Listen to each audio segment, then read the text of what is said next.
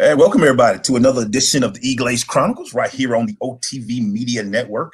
I'm your host, EGlaze, and I am especially happy to have a professional athlete of this caliber who's done so much great work. She's a two-time champion. She was part of the 96, Olympics team. She was alternate for that. She's also played in the WNBA for years, but now she's more famous for TikTok. We're gonna jump into all of that. We're gonna jump into how you got that going on and all that great stuff. Please join me. Welcome away. How you doing, Coach? You broke up a little bit there. I'm sorry. Can you repeat that? I apologize, Coach. I just say hi. How are you doing today, Coach? Oh, I am doing great. I'm in Seattle and the sun is out, so that is a small miracle. If anybody knows the Pacific Northwest. I hear about that weather up there and then all that. Coach, let me just start with this. Youth coach and being involved, why is it so important to you to be a positive influence to the youth today? Because we know they need it in sports today. Why is it so important to you to be a positive influence to the youth and giving them something that they can look forward to, especially through the social media realm? I think it's important because that's something I didn't have growing up. Now, I had parents. I had great parents. My parents been married 55 years, but I didn't listen to them, right? I wish I would have had that third party, the outside person when I was struggling with bullying and low self-esteem, which I had someone else tell me, hey, you're great. You're going to be great. You're a future GOAT, which I call my followers future GOATs. So I don't take TikTok lightly. A lot of people my age, like, why are you on there? It's for kids, just for dancing. And I don't see it that way. I see it as my calling. It's a way I can reach kids, girls especially, all over the world and encourage them, because a lot of these kids are hurting, not just in sports, but also in their daily lives. What is the biggest thing that you've seen, the reactions you've gotten from the young people, especially young ladies, about what you've been able to do, what they're doing? That's a great question. I've seen players, especially female athletes, say, hey, coach, I was going to quit basketball, but your TikToks kept me going. Or my confidence was really low, but this TikTok really helped me. I had kids that were struggling with depression, and I talked about my battles with mental illness on a TikTok, and it's spurred people to get help, the help they needed. And one girl was struggling she was on the verge of, I don't know what she was going to do. That's how afraid I was. And I urged her to get the help that she needed, and she did. So like I said, it's fun, but I take it serious as well. And I do put out some goofy content, but I try to mix it with being serious, because I don't want to be too serious and I don't want to be too goofy all the time. But I also want the kids to know that I'm there for them, and I'm their coach. And that's very important.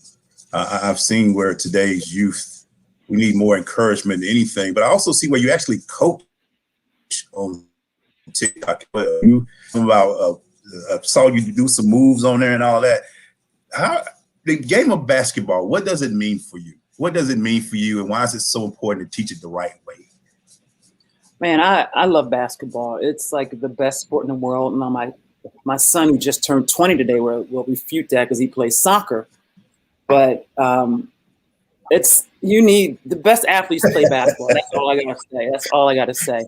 And I want the game to be taught right. I think a lot of times basketball is all about the AAU, the wins and the losses, and we don't really get down into the fundamentals. And I don't do a lot of basketball teaching on my page, except for I was a post player, so I show post move stuff. But whatever I'm going to show is going to be sound and fundamental. Right. It's not about getting oohs and ahs from the crowd. It's about being effective. And a lot of these kids are not focusing on that. The questions I get, hey, Coach Val, You ever take anybody's ankles? Hey, you ever make anybody fall? And the answer is no, right? I mean, I never made anybody fall. First of all, I'm a post player, but that's what they want. They want me to give them moves and make people fall so they can, be in some YouTube video. Y'all showing some of those videos back in the Seattle days when you split in the double team, like you broke through them and got through the double teams. That'll show. You got to always break the ankle. You can just get through a double team. That'll show some things. How do you feel about the game today as what they're seeing on TV and how is it being played? I think the women's game is phenomenal right now. I think it's the most fundamental. Overall, the game that they're seeing, they are and all that. What are your thoughts about what they are showing in the game as it's being played today? I think the women's game is not being shown enough. It's very underrated. And I get a lot of trolls on my account, and they'll tell me how boring women's basketball is. And fundamentally sound basketball is seen as boring and not good basketball. And I think there needs to be some education about what good basketball looks like. And it's not just about dunking and crossing people up. So I'm happy where the game is, but also I think with the NBA game, with shooting the threes or dunks or layups, and no mid-range game is trickling down to youth basketball. Like before COVID, I went to watch a friend of mine, a girl I mentor, play. And before her, it was a second grade game, boys. And they were jacking up threes. Second grade, they can't even shoot that far. They were the form, pulling up from three, hitting the side or backward. Where did they learn that from? And why isn't the coach saying anything about it? Right. That's the other thing. Our coaches aren't. I don't think coaches why is he not? Serious. Yeah, why they're not? Yeah, I agree. I see too many 3-pointers. I'm old school myself, older, so I would like to see the 5, the 10, the 15 first before we try to get outside the line. Let's build the mid range, like you said. Let's talk about you a little bit, Coach. You talked about growing up and being bullied. What was it that got you through those times to where you became a big success in the game of basketball? I think that, I got started because I wanted to be a cheerleader. I was getting bullied in middle school, and I thought if I become a cheerleader, the bullies would stop. I even had a personal bully that everywhere I went, he was there. And I was scared to walk into rooms because he would announce me. He would call me Donkey Kong. But I tried out for cheerleading, didn't make it. They were choosing 12 people and a mascot. And I didn't even make the mascot, the Tally Tiger. And so my math teacher said, hey, Valeria, why don't you come out for basketball? And that's how I got started. I was not good. I used to shoot the wrong basket. I used to shoot over the basket, like the whole basket, like the whole backboard when I was wide open. And my dad took a special interest in me and would wake me up on the weekends, and we would go out and ball. He would have me playing against grown men, which I didn't like, but down the line it made me tougher.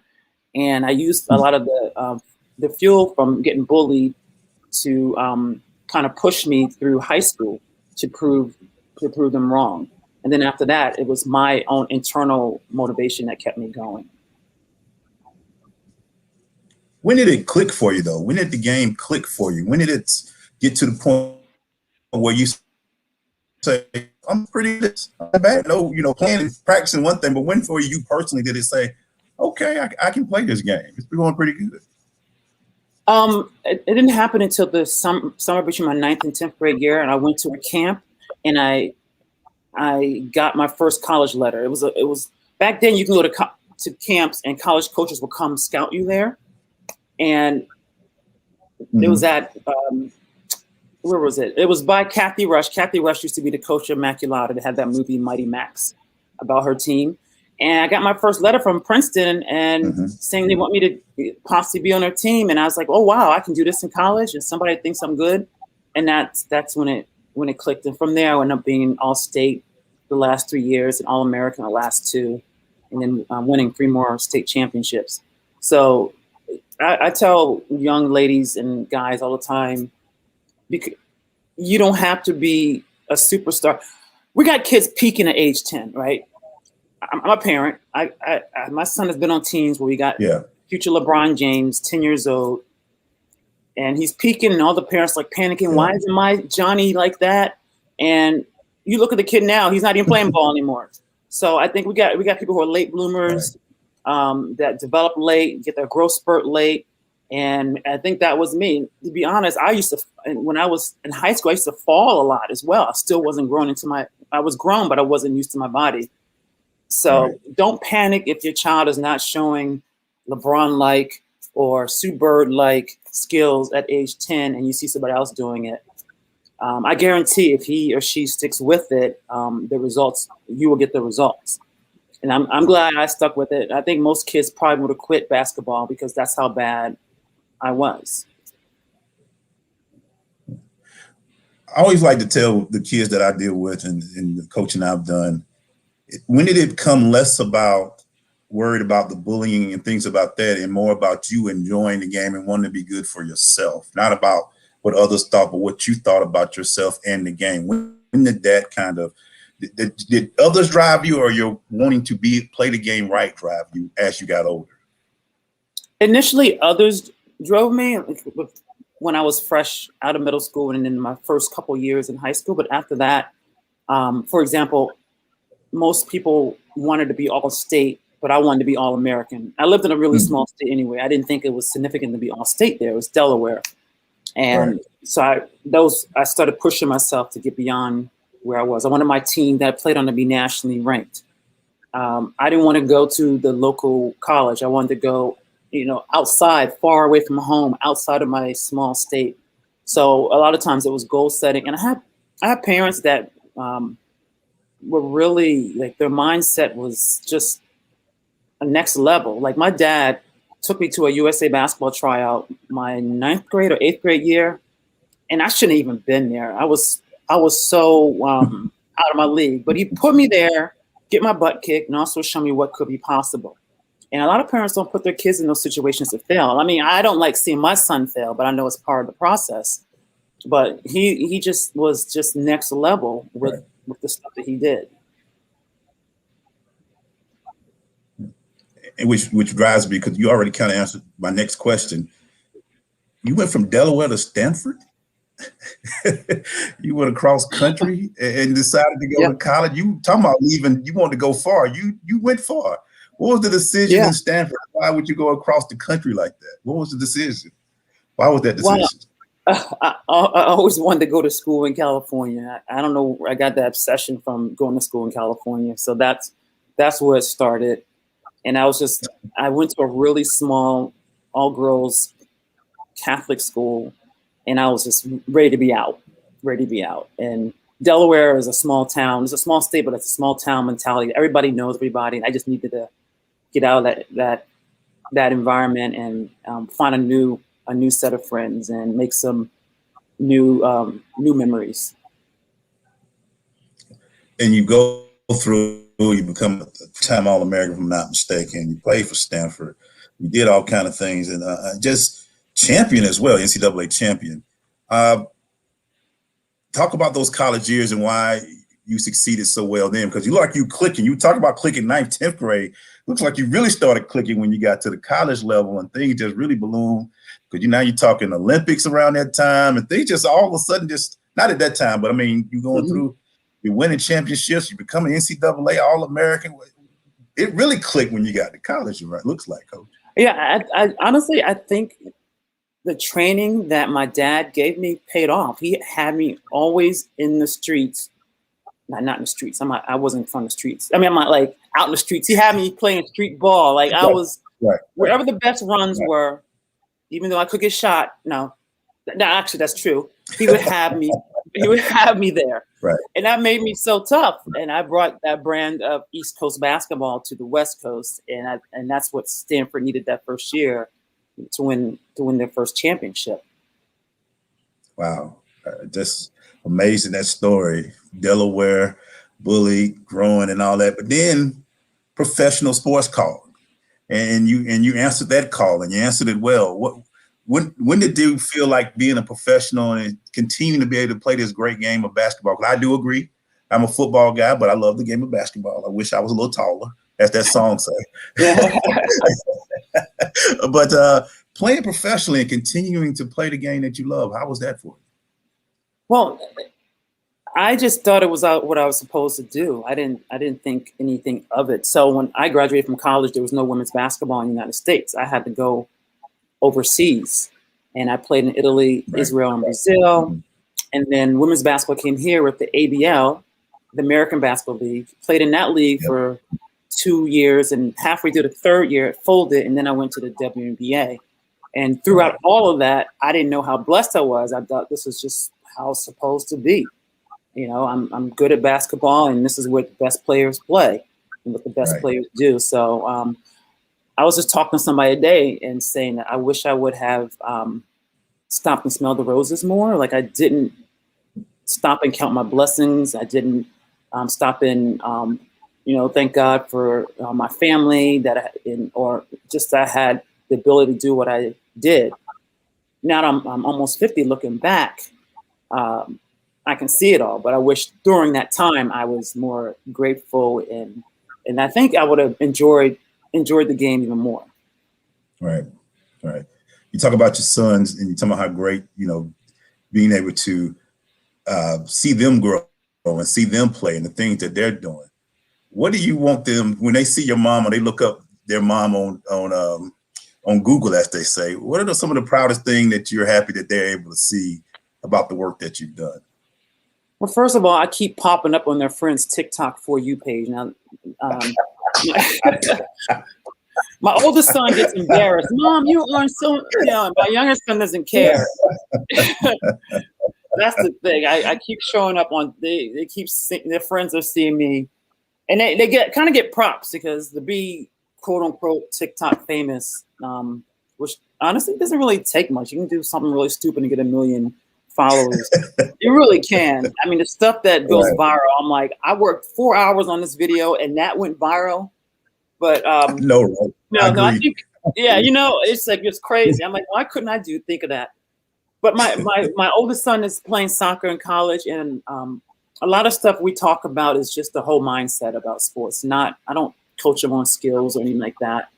But it's all about mindset, and his personality is like mine, in the fact that he's always striving and never taking time to look at how well he's doing. And so I tell him about that, and you don't want to look back and miss all these years. And then my younger son, who just really started playing again, he's all about.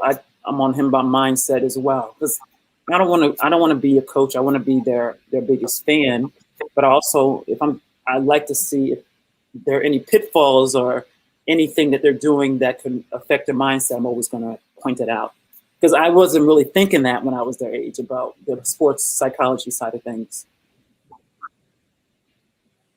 It's interesting. We all have parents that pushed us to a level. You talked about your dad and the way he pushed you and the way he made you practice and play against older guys. How was it to you to not try to enforce those type of teaching methods on your sons going through sports? Because, you see it sometimes. I have 2 girls, and I had to change my way because I was trying to push. And I'm like, it's not the same. How did you have to did you have that issue, or the level of sports their way? I know you teach them about mindset, but how you train them and things of that nature. Both my boys have 2 different personalities. One is going to do exactly the opposite of what you tell him, and you have to Jedi mind trick him that it's his idea. So I learned my lesson with him. You want to go practice?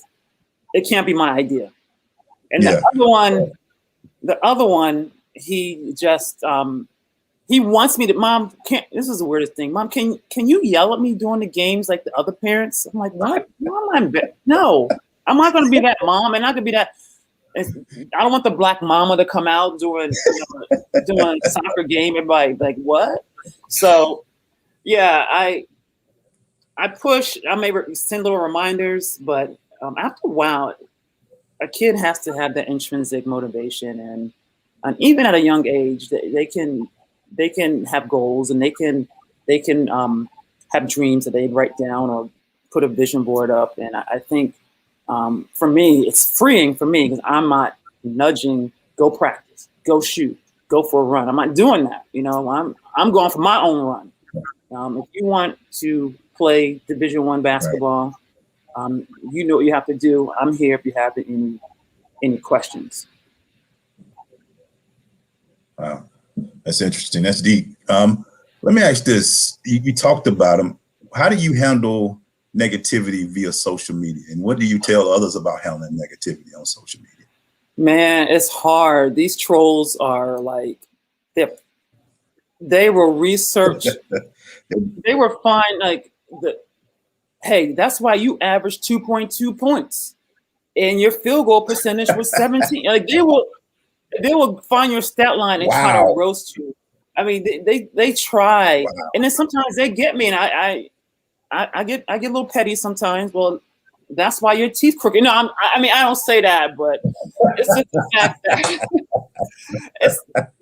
I can't be a grown woman arguing with these kids, but they get you sometimes. And then it got out of control, where I got hacked, and my account got stolen and sold. And then I had someone threatening to come to my house, and some kids just took it to the next level.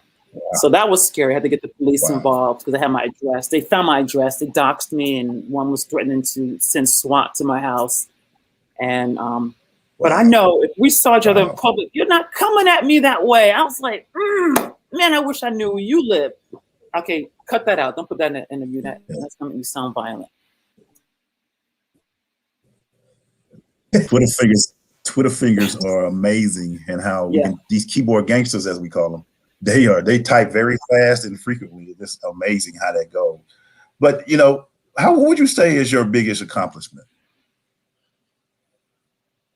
Honestly, I think graduating from Stanford with and being pre-med and playing basketball, that was big for me. I had a chip on my shoulder because I'd have people approach me and say, "Oh, you're only here because you play basketball. You're not smart." So I was always trying to. There's, I guess, that external motivation. Always trying to prove them wrong, which I probably should have changed majors, because like I'm not using that major right now. But still, that was my biggest accomplishment for myself. That's funny. Oh, that's funny. I don't say failures on the show. I try not to. What's your biggest life lesson that you learned through all the things that you've been through?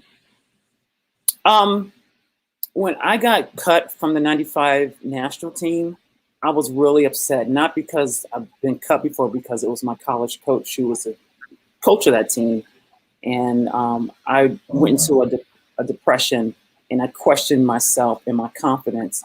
And what I got from that, what I pass on to others, is never let anyone take your confidence away from you, and never let anyone cause you to stop believing in yourself. So that's one of my biggest life lessons. Wow.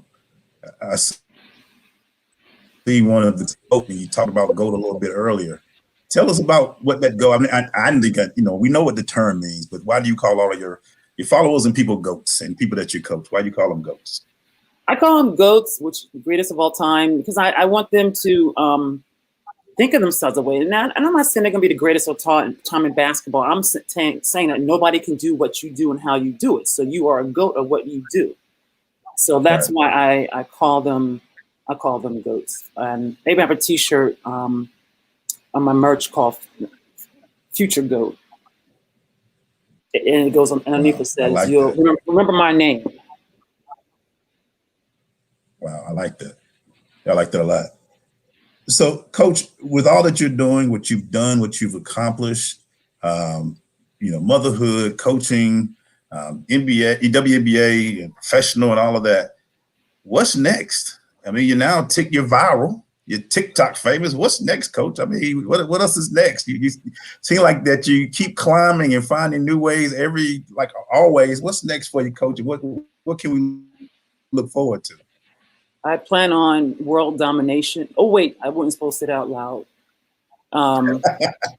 Yeah, you must put that out there. I have a course for female ballers called Fierce Baller Academy, and it's all about mindset and confidence and self-esteem. I have that coming up in April.